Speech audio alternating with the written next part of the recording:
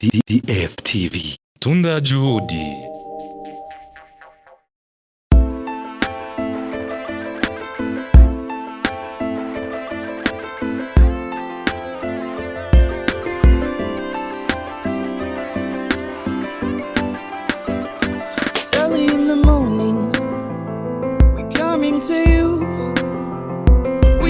Something we trying to put a smile on your face. Put a smile on your face. There is a party tonight. We can dance tonight.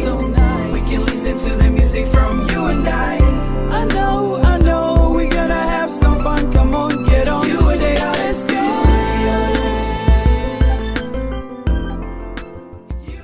Ego nkuko muriko murabikurikirana abakunzi bigano cya kuri DFTV twamaze gushika mu Gatumba aho tugomba dutange agakemanyi twarungikanywe n'umurundi yitwa Jamari aherereye muri Amerika yakozwe ko n'iki kintu cyo kubona imvura yaraguye ikonona ibintu ikonona ibintu by'abantu ikonona ibintu ikagerageza gutwara ibintu byinshi murabona ko batangiye guhamagara amazina y'abantu baba baje bashyize kuri tere Manirambona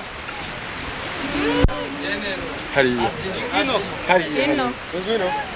ukurashaka ko uhamagaye Manirambona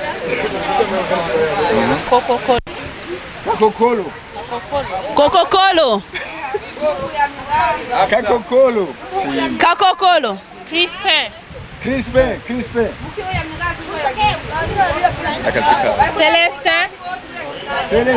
Celestin Kimukamate Kibutura Sawa Mama Pasi Nishati Mama Pasi nawe Mahangaiko Nyaruka Sanzugwimo Mama Pasi yabonetse Sanzugwimo Nzamurita cyane Buchumi Okay, wiri Nkunda batware Kamata Juma Papa Ali Fitina Chekanabo Fitina? Sawa Babari Gihahe Gihahe Okay Murekezi Innocent Bankunguka Fidel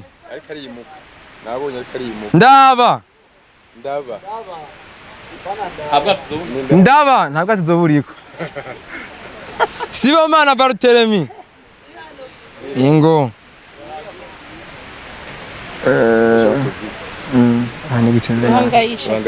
Ruhangaisha nindi Ruhangaisha Ego nibaza ko ushobora kwiyumvira nti kubera iki habaye guhamagara amazina murazi yuko uno Jamari ari mu gihugu cy'Amerika yafashije novuga nti imvukira nawe nyene n'imvukira mu Gatumba yafashije ababanyi novuga abo bakuranye nawe ukabura kurakurikirana DFTV aho uherereye hose ukavuga ati nanjye ndashaka gufasha ikintu kuri abo bantu bagize ibibazo bashaka kurondera novuga DFTV ku mapage yacu aho novuga Instagram ni DFTV 257 na page ya Facebook ni DF257 ushaka kundondera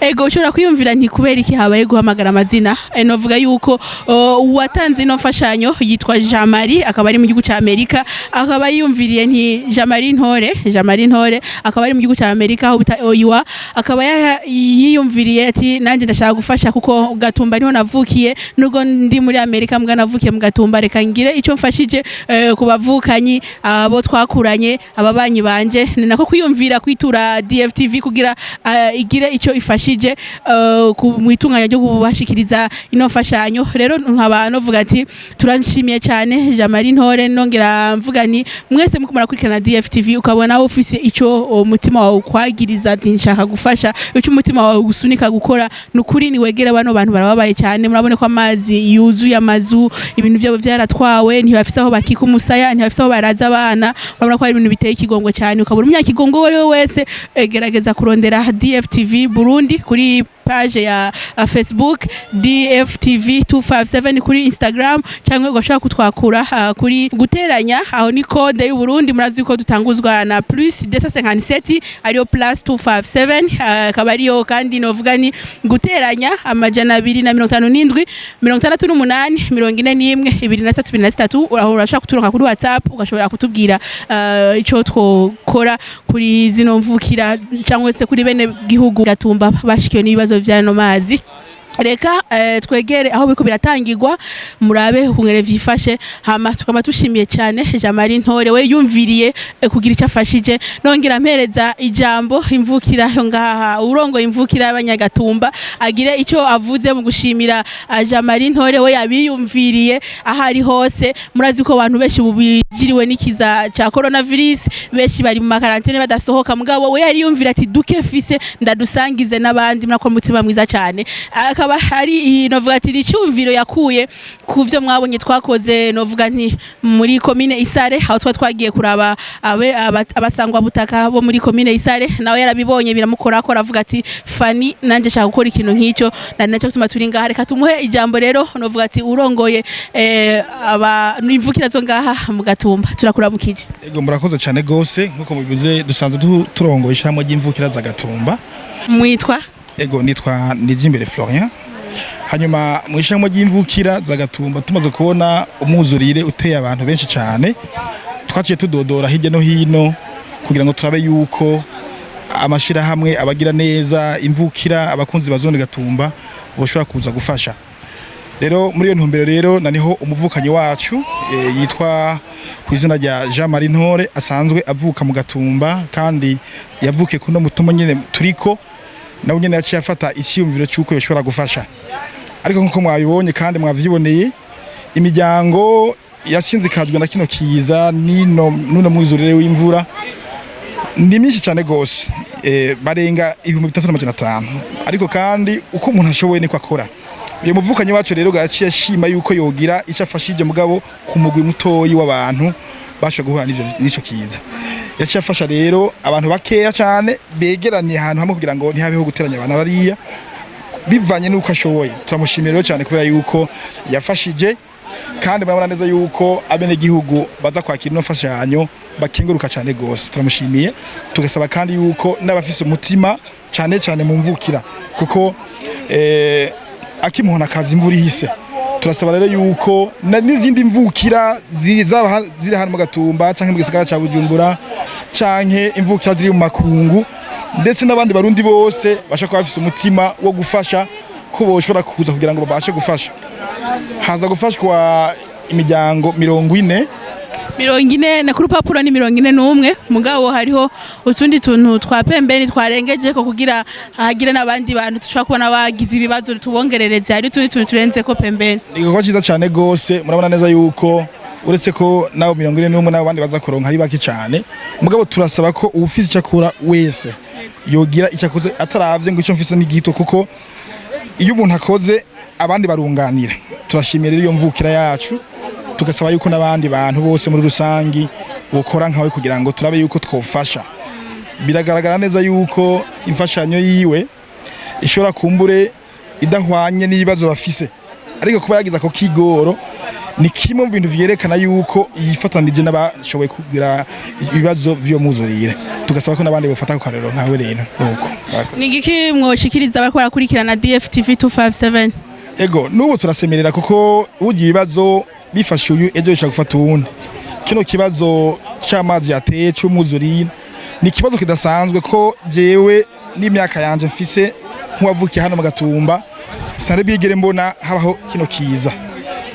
Ni kuvuga yuko ikihutirwa nuko ufise icyo ushobora gufasha uko kingana kose.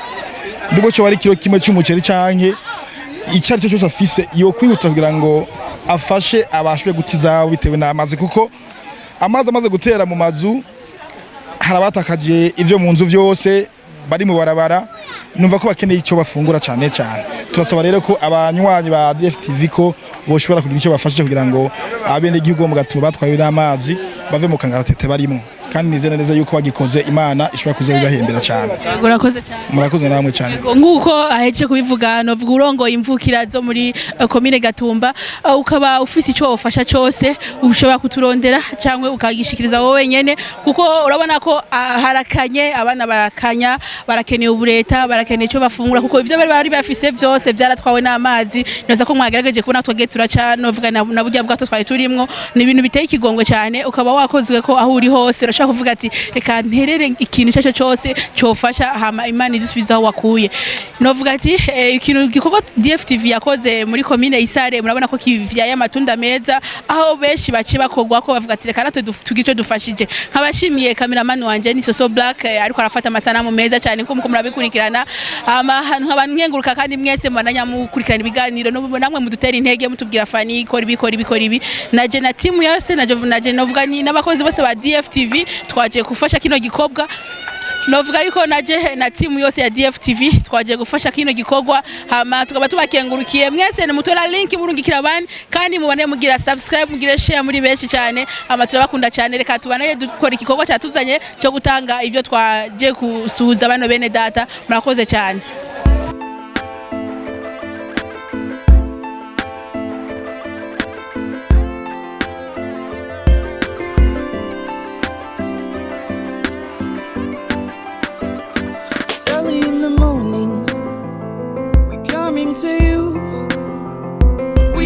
To something, we trying to put a smile on your face. Put a smile on your face. There is a party tonight, we can dance tonight. We can listen to the music from you and I. I know, we gonna have some fun. Come on, get on. You and I, let's do it. It's you and I studio. It's you and I studio.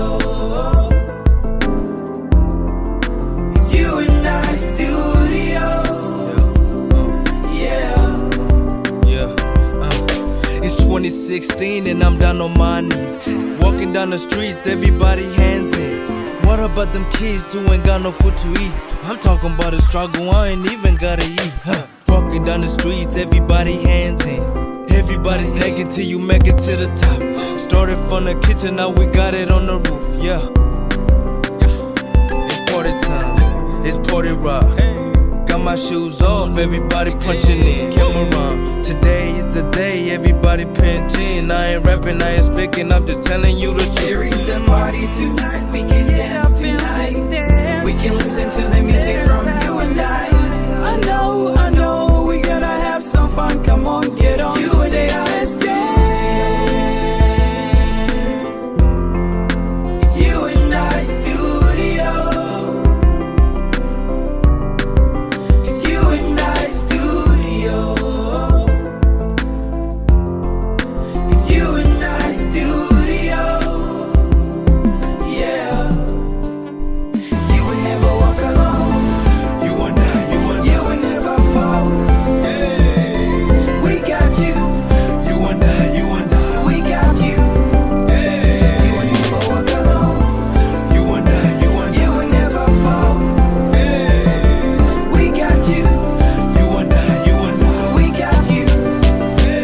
Everybody in the building, put your hands up. Stepping in the building like we way up. Homies in the building like we caved up. Step up in the building, you can man up, man up. K, take it easy, we just gotta ease up. Getting money like we never did. Ladies in the building, homies gotta man up.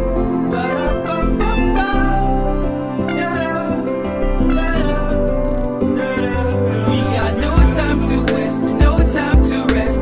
This is all I have. 817 all day, pushing each other to get the work done. We got no time to waste, no time to rest. This is all I have. 817 all day, pushing each other to get the work done. I'm out here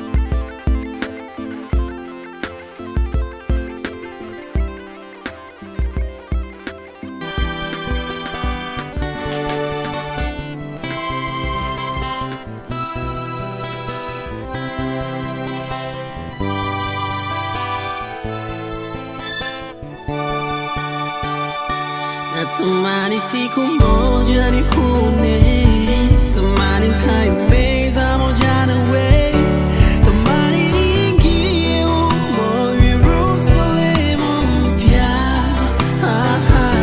None manabii wa kale, none Aroni, Musa na Eliya, tamani niwaone Wakristo wengine wamenitangulia huko mbinguni. Wewe ni Mungu, wewe ni Jehova Jireh, wewe ni msaada wa karibu, Mungu usiyeshindwa. Nitaimba sifa zako na kutangaza makuu yako, maana wewe ni Mungu usiyeshindwa. Oh, nitaimba sifa zako na kutangaza makuu yako, maana wewe ni Mungu usiyeshindwa. Oh, oh, oh, oh, oh.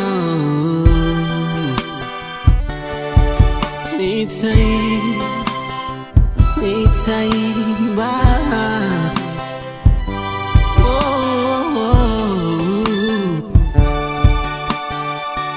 Usema kutegemea wewe ni kama mlima wa Sayuni usiotikisika, milele unasimama imara. Na lako ni taa ya miguu yangu, Bwana wewe ni mwanga maisha yangu. Nipe na mimi neema Baba, nipate kuiona mji mtarajiwa Yerusalemu. Wewe ni Mungu, wewe ni Jehova Jireh, wewe ni msaada wa karibu, Mungu usiyeshindwa. Nitaimba sifa zako na kutangaza makuu yako, maana wewe ni Mungu usiyeshindwa. Oh, nitaimba sifa zako na kutangaza makuu yako, maana wewe ni Mungu usiyeshindwa. Na mimi neema Baba, nipate kuiona mji mtarajiwa Yerusalemu. Wewe ni Mungu, wewe ni Jehova Jireh, wewe ni msaada wa karibu, usiyeshindwa.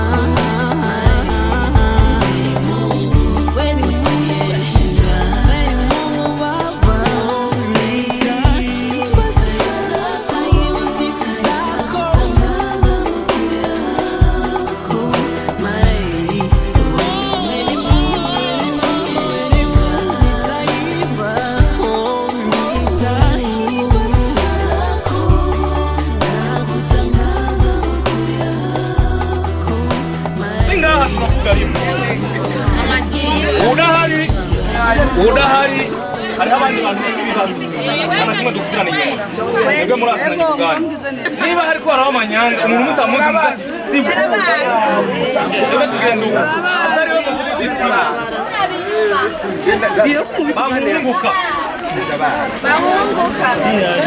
bahunguka Raba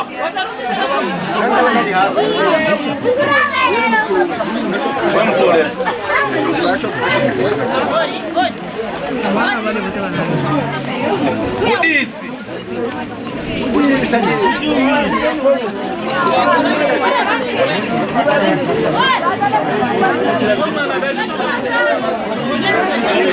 Wewe uje gutorera nde? Harahagazwe. Udahari sahari. Muhe ni musaza we.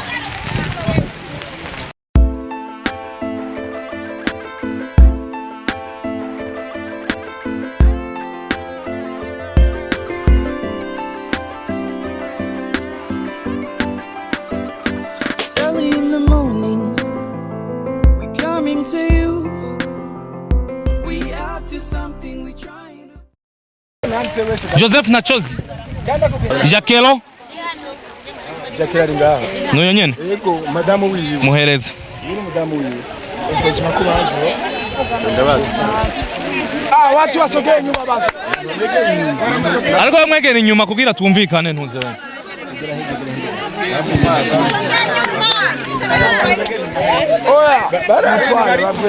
Jacquelo. Ngirimana wiri. Hariko wiri. Ntawe uhari. Ni hajya hirya. Shemezimana Aisha. Itorere. Bariko arasubira mu mazina. Nabo ndima yiyo.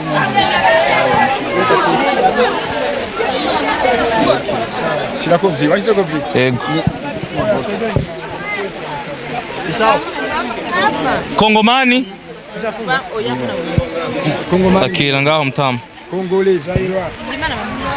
Ndimana iramuhamagara.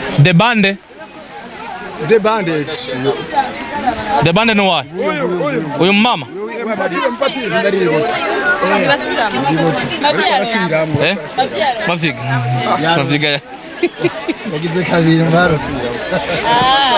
Kakokolo.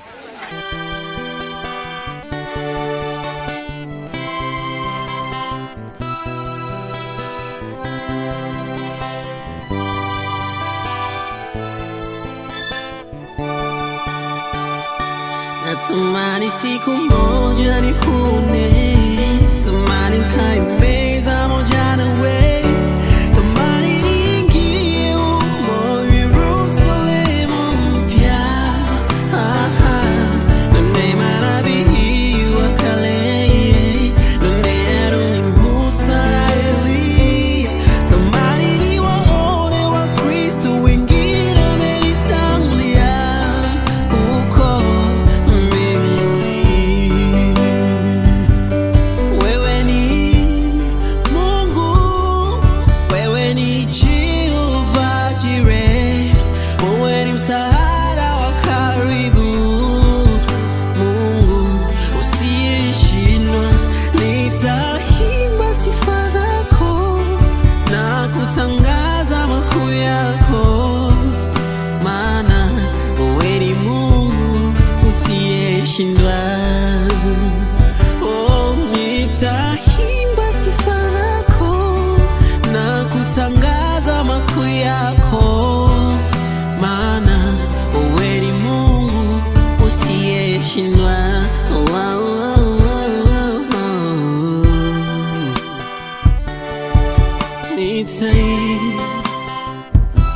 Nitaimba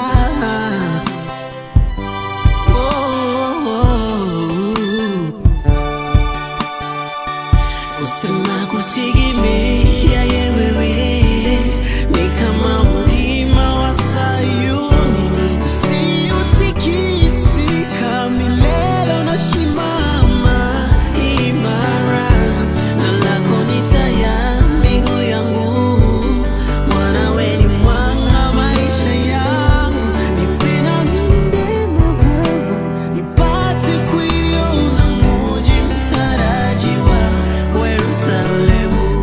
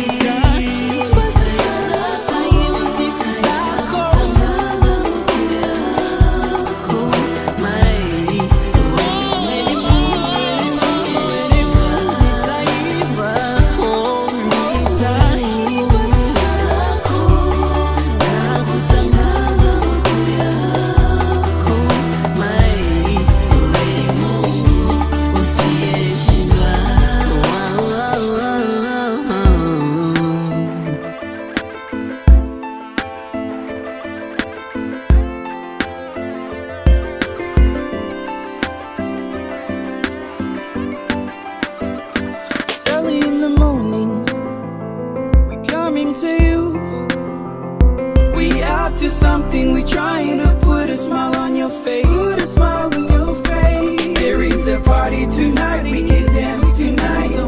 We can listen to the music from you and I. I know, we gonna have some fun. Come on, get on. You and I, let's do it. It's you and I studio. It's you and I studio. It's you and I studio. Yeah. It's 2016 and I'm down on my knees. Walking down the streets, everybody hands in. What about them kids who ain't got no food to eat? I'm talking about a struggle, I ain't even gotta eat. Walking down the streets, everybody hands in. Everybody's naked till you make it to the top.